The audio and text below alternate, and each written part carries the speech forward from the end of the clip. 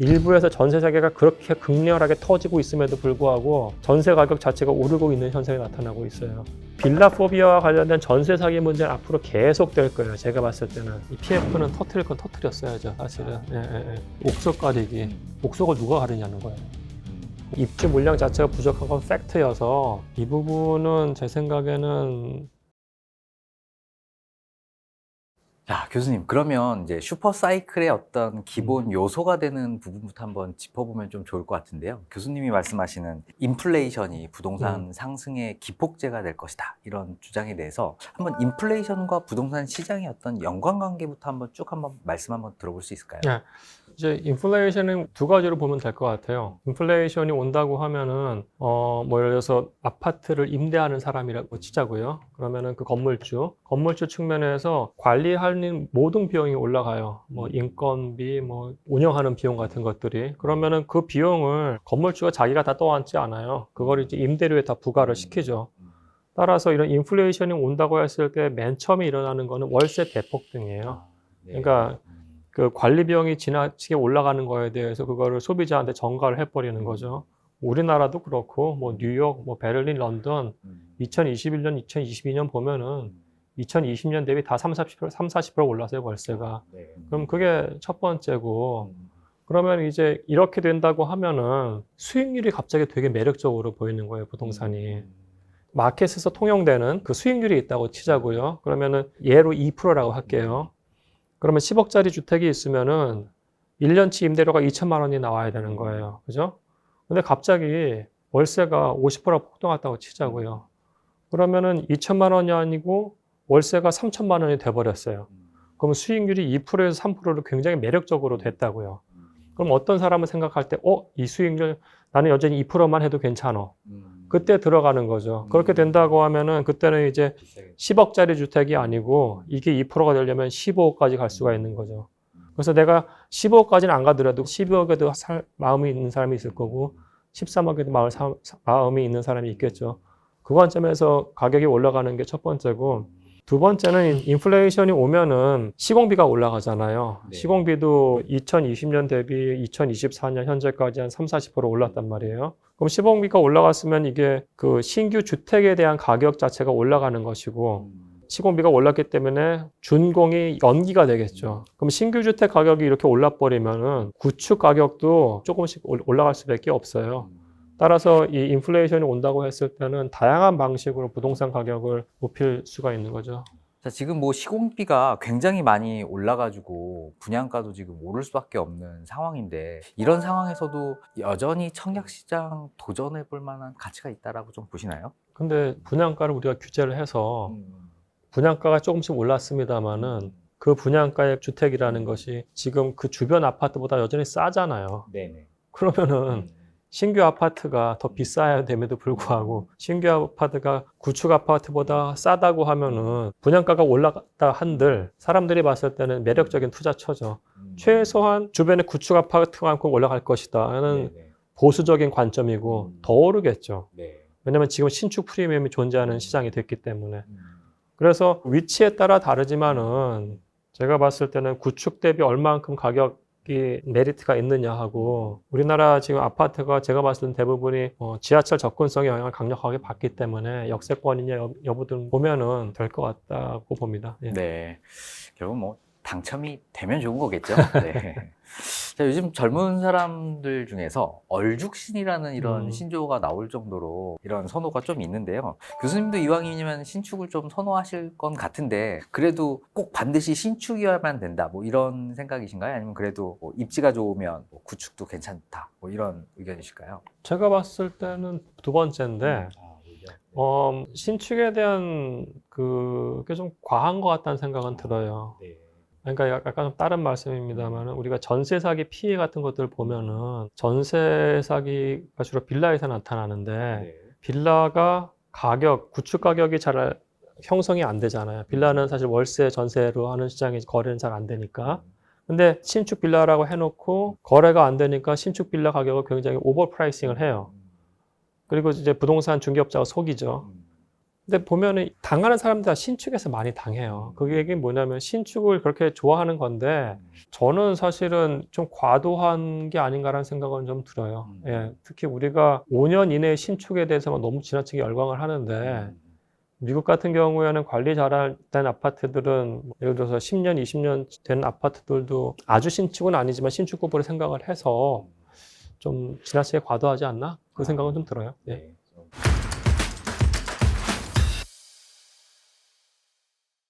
자, 전세 가격 폭등이 매매로의 전환으로 이어질 것이다. 이런 주장에 대해서 어떤 식으로 좀 부동산 시장에 작동을 하는지 한번 좀 여쭈고 싶어요. 예. 전세 가격이 오른 이유가 그 이제 인플레이션이 온 거, 아까 말씀드린 월세가 폭등하면서 월세의 이 대체제라고 할 수 있는 전세 가격도 올랐고요.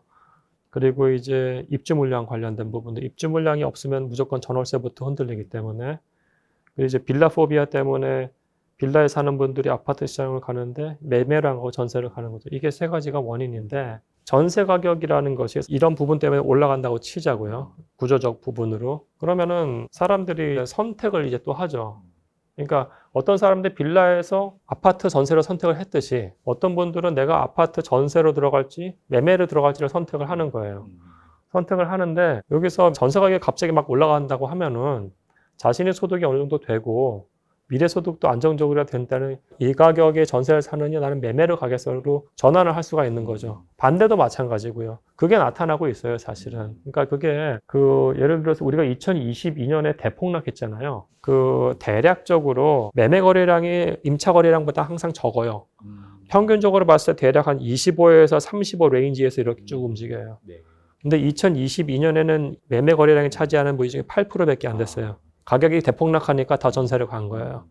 근데 2023년부터 분기별로 본다고 하면은 8%였던 게 계속 올라가고 있어요. 지금 20%까지 왔어요. 즉 매매에서 전세를 쭉 갔다가 지금 전세에서 매매로의 이동이 나타나고 있는 거예요. 예. 지금 빌라 포비아 문제, 전세 사기로 인해서 지금도 여전히 조금 이루어지고 있는데요. 놀랍게도 관악구가 전세 사기 피해 가장 1순위 지역이라고 하더라고요. 특히 청년층이 많이 거주하는 이런 지역에서의 전세 사기 문제가 좀 심각한 것 같은데 이런 빌라 포비아 문제는 좀 나아질까요? 아니면 여전히 계속될 이런 사회 현상이라고 보시나요? 이게 사실은 두 가지 관점에서 봐야 될 것 같은데요. 첫 번째 이제 전세 사기 관점에서 보면은 전세 사기 문제가 사실은 근래에 나타난 문제가 아니에요. 전세 사기란 문제는 1930년대부터 존재해요. 조선일보 기사 31년 기사 보면은 타이틀도 전세 사기예요. 그리고 어떤 기사는 타이틀이 전세 사기꾼이에요. 제목 자체가. 그리고 이게 기본적으로 법적 리스크가 되게 세요. 예를 들어서 두 가지만 말씀드리면 확정일자라는 걸 우리가 하잖아요. 확정일자를 오늘 받으면은 예를 들어서 오전에 제가 확정일자를 받았어요. 그러면 확정일자가 실질적으로 법적 효력을 개시되는 거는 그 다음날부터예요. 어떤 악랄한 사람들은 그날 점심 때 은행에서 대출을 일으켜요. 근데 이거는 내국인이니까 그렇지 외국인들도 전세를 살거든요. 외국인이 전세 계약을 오늘 오전에 하면은 확정일자를 했을 때 효력 발생이 일주일 뒤에요. 여기서 헤쳐먹는 나쁜 놈들이 존재를 해요. 그러니까 그런 문제 있죠. 다가구 같은 경우에는 다가구는 인터넷에서 등기를 쳐보면은 그 위에 다른 가구들, 그러니까 다가구하고 다세대 사람들 모르실 수도 있는데 다세대는 그 호별로 등기가 돼 있는 데고요. 다가구는 집 하나, 101호, 102호가 다 하나의 주택이잖아요. 하나의 주택이니까 다가구에서 등기를 치면은 자기가 101호를 전세를 들어간다고 했을 때 102호의 전세가 얼마가 되고 201호, 202호 전세가 얼마가 있는지 그 등기에 안 나타나요. 주민센터 가서 서류를 떴을 때 그때 나타나요. 그래서 사람들이 이거 갖고 장난을 쳐서 선순위 잔뜩 있는데 마지막에 또 전세를 넣기도 하거든요. 그러니까 이게 이런 법적 문제가 있음에도 불구하고 이게 지금 해소가 안 되고 있어요. 그러니까 이게 리스크가 되게 세요, 사실은. 따라서 이 빌라 포비아와 관련된 전세 사기 문제는 앞으로 계속 될 거예요. 제가 봤을 때는. 지금 약간 좀 말이 좀 길어서 죄송합니다만은 지금 문제가 이 전세 사기를 일으켰던 건축주들에 대해서 기소가 잘 안 이루어지고 있어요. 그러니까 이 사람들은 앞으로 계속 일으킬 거예요, 이 문제를. 그러니까 이건 좀 어떻게 보면 우리가 자본주의 국가라고 하면은 이 신뢰를 어긋뜨리는 이 거래 관계에 대해서 강력한 페널티가 작동해야 되는데 그게 지금 안 돼서 좀 개인적으로는 좀 화가 나고요. 다만 이제 빌라프리아 같은 경우에는 서울의 경우에 아까 말씀드린 것처럼 지금 빌라는 매매를 통해서 캐피탈 게인을 얻는 시장이 아니잖아요. 네. 딱 들어갔을 때 전세 또는 월세 수입 받아 먹을 생각을 해요. 집주인들이. 근데 토지 가격이 굉장히 높기 때문에 작년하고 올해 거의 못 줬어요. 근데 이렇게 못 주면은 빌라도 전세 가격이 올라갈 수밖에 없어요. 물량이 적기 때문에. 네. 그런 상황이 상암동이랑 이런 데 나타나고 있어요. 전세 가격이 올라가는 게. 빌라의 경우에는. 그러니까 빌라가 전세와 관련된 법적 리스크가 여전히 존재하고 일부에서 전세 세계가 그렇게 극렬하게 터지고 있음에도 불구하고 전세 가격 자체가 오르고 있는 현상이 나타나고 있어요. 따라서 이 부분은 만약에 이렇게 오른다고 하면은 또 아파트를 갈아타는 수요가 나타날 수밖에 없어요. 예.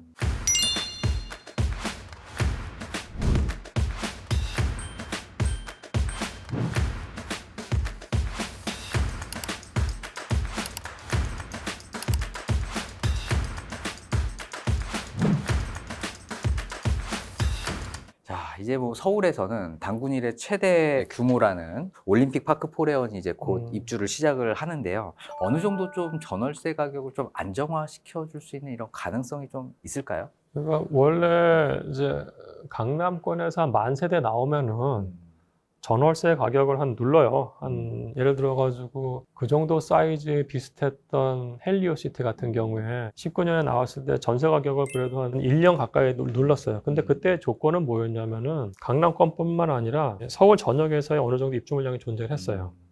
근데 작년하고 올 초에 개포동에서 또 7,000세대 나왔잖아요. 저는 그게 한 6개월, 9개월 갈 줄 알았어요. 전세를 누르는 게. 6개월도 안 돼서 끝나버렸어요. 그럼 그 얘기는 뭐냐면은 아까 말씀드린 것처럼 균형 상태 대비 지금 한 14,000채 서울 전체가 부족하거든요. 그러니까 7,000채가 나왔어도 전반적인 규모에서 입주 물량이 부족하니까 강남권에서 6개월 안에 끝나버린 거예요, 사실은. 예. 그래서 지금 둔천주공이 뭐 사이즈가 12,000세대에서 굉장히 큰 건 맞아요. 그럼에도 불구하고 서울시 전체적으로 봤을 때 입주 물량이 과거 대비 적다고 하면은 이게 뭐 1년 걸쳐서 영향을 미치는 게 아니고 우리가 생각할 것보다 빨리 그 영향력이 떨어져 볼 수도 있어요, 사실은. 예. 그럼 교수님께서 말씀하시는 전월세 가격의 이런 폭등이 매매 시장에 영향을 미치는 슈퍼 사이클의 원인이 될 것이다라고 이렇게 이해를 하면 되는 거죠? 그 원인 중에 하나가 되겠죠. 예. 네. 해소될 수 있는 방안은 없나요? 그러니까 전월세 가격이 스물스물 오르는 거는 아마 어쩔 수 없을 것 같아요. 왜냐면 우리가 인플레이션율을 잡은 거지 인플레이션 자체를 잡은 게 아니기 때문에. 그리고 이거 어차피 입주 물량과의 싸움인데 아까 말씀드린 것처럼 입주 물량 자체가 부족한 건 팩트여서 이 부분은 제 생각에는 아주 큰 폭등은 아니어도 인플레이션보다 조금 더 오를 가능성은 좀 있다고 봐요. 예. 자, 그럼 이제 또 다른 주제로 좀 넘어가서 또 교수님이 주목하신 점 중에서 하나가 아직 해결되지 않은 부동산 PF 사태를 또 말씀을 해주셨거든요. 지금 PF 사태 현 상황 어떻게 진행되고 있는 건가요? 그러니까 지금 이 PF는 터트릴 건 터트렸어야죠, 사실은. 이걸 지나치게 연장시켜준 것 자체는 굉장히 잘못된 거였고, 이게 제가 봤을 때 이게 거의 2년 가까이 돼서 그 금융권의 어떤 행위 자체를 바뀌고 있다고 봐요, 사실은. 그러니까 다시 설명을 드리면은 이게 이도저도 못한 상황을 만들어 버렸어요. 그래서 좋은 PF 물건임에도 불구하고 굉장히 금융권에서 PF를 이렇게 쏘는 거에 대해서 주저해요. 그게 나타나고 있고. 그러니까 민간 사이드에서의 자정 능력도 사라지면서 이 사람들이 뭘 해야 될지도 모르는 상황이 그냥 와버린 거예요, 사실은. 그래서 저는 이제 첫 번째는 이제 이게 창조적 파괴를 통한 혁신을 해야 될 기회가 없어진 거. 그리고 이제 완전히 수동적 금융으로 돼버린 부분들. 이건 완벽한 패착. 그리고 토지 가격이 여전히 유지가 됐기 때문에 당연히 뭐 빌라도 못 줘, 아파트 인허가도 안 돼. 그 상황이 된 거죠. 그러니까 우리가 이거를 10년 전이랑 비교를 해야 돼요. 10년 전에 저축은행 사태가 터졌었잖아요. 저축은행 사태의 본질도 PF 사태였거든요. 근데 당시 저축은행 30개를 파산시키고 다 통폐합해버렸어요. 제가 봤을 때 이거 그때보다 더 상황 심각했는데 대단히 죄송합니다만 금융권에서 통폐합이 있었냐고요, 지금. 일부 시공사들이 망했지. 책임준공이라는 게 없었으면 시공사들은 안 망했을 거예요. 그죠?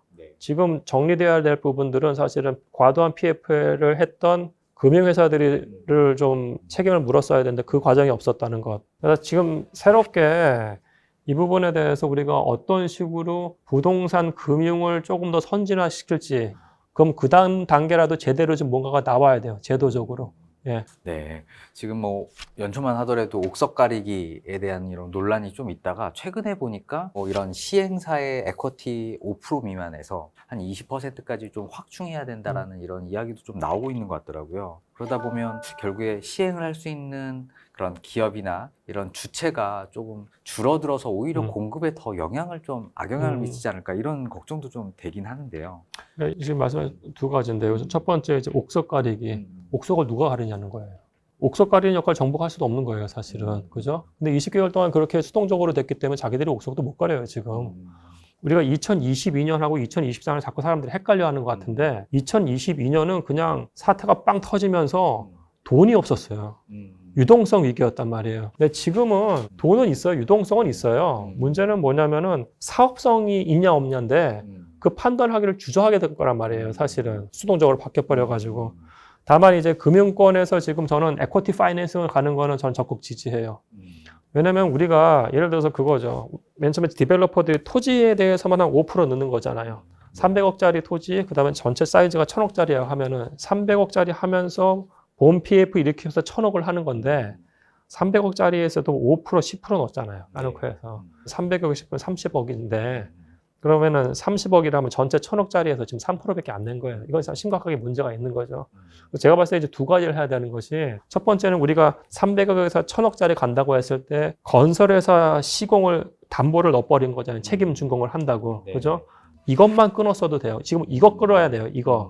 이거를 끊어버리면은 사실 우리가 PF 사태를 연장시킨 것 중에 하나가 시공회사 파산시키면 그 밑에 있는 하도업체 줄줄이 파산되니까 위험해. 저는 그건 동의를 해요. 그럼에도 불구하고 지금 얘기가 나오는 건 책준을 끊어야 되는 겁니다. 책임 준공업을 끊어버리면은 건설회사는 그냥 피만 먹으면 되는 거예요. 여기서 봤을 때 본 PF 늘어가는데 야 너희도 책준 돼 있으니까 다 줘야 돼. 안 그러면 니들 파산이야. 금융회사는 다 빠져있고 그건 되게 말이 안 되는 거예요. 그래서 지금 이 책준을 빨리 없애버리는 거하고 에쿼티 파이낸스도 가야 되는 것이 미국은 디벨로퍼가 자기 에쿼티도 넣지만은 금융회사들이 공동 에쿼티를 같이 넣어요. 그래서 1000억이 있으면 200억짜리 에쿼티를 만들어 와요. 그러면은 금융권에서 이 에쿼티 인베스트먼트를 할 수 있는 환경을 마련해 주는 게 맞아요. 사실은요. 만약에 우리가 어떤 지적이 없다고 하면 앞으로 어떻게 되냐면 시공이건 시행이건 다 양극화가 일어날 거예요. 돈 있는 애들만 지금부터 부동산 개발을 하게 돼요. 그러면 우리 여기서 뭘 해야 되냐면은 작은 시공행업사들도 본인들도 혁신할 생각을 해야 돼요. 회계사나 법률회사 보면 서로 M&A 해가지고 덩치 불리잖아요. 그것 빨리 하셔야 될 생각을 하셔야 될 것 같아요.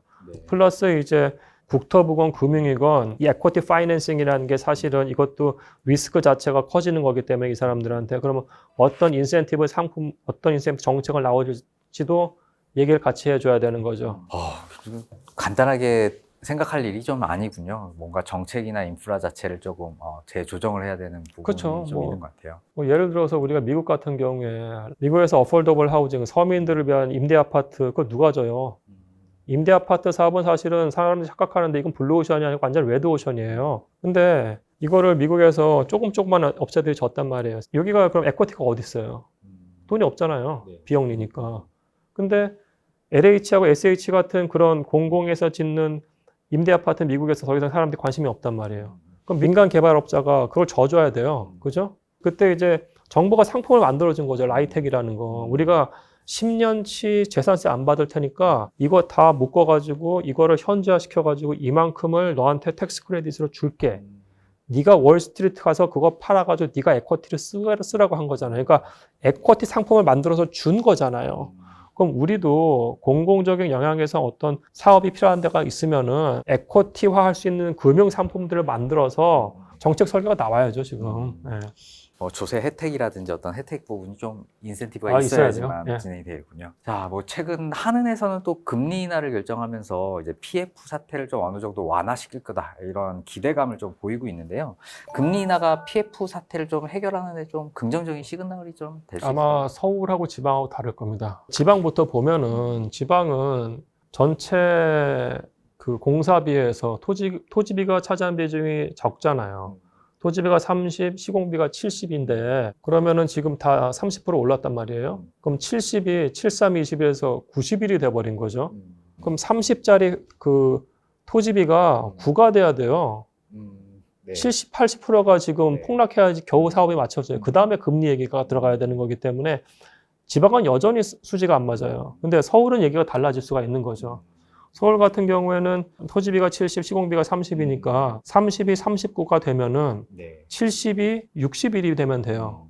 서울은 20%만 다운이 돼도 사업이 들어갈 수가 있어요. 그 다음에 금리가 낮아지면은 되는 거죠, 사실은. 네. 따라서 이게 아마 차별적으로 일어날 가능성이 높아요, 개인적으로 봤을 때는. 네. 전세하고 매매가 다 폭등하기 때문에 거대한 분양 시장을 연하는 거죠. 새로운 타입의 뉴 위치예요, 위치. 투자하고 거주하고 소유하고 축적하라가 이 기본적인 컨셉이에요. 새로운 유형의 주택 상품이면서 주거 사다의 역할을 할 수가 있는 거죠.